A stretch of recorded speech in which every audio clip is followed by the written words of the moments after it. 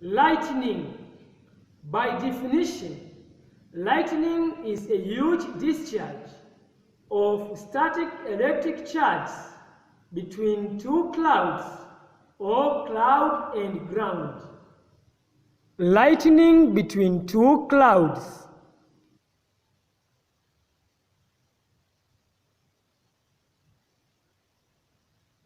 When lightning is happening between positive cloud and negative cloud, electrons are attracted from negative cloud to the positive cloud.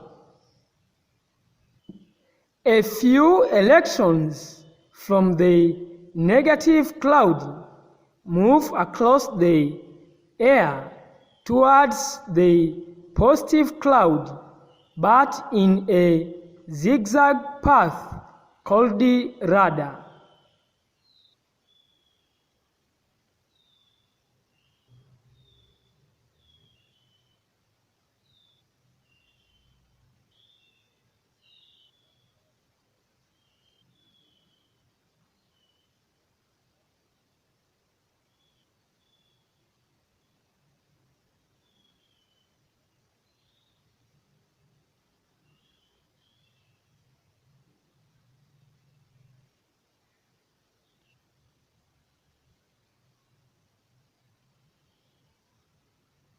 The air around the radar undergoes rapid expansion and contraction due to the overheating, causing bombardment of air molecules.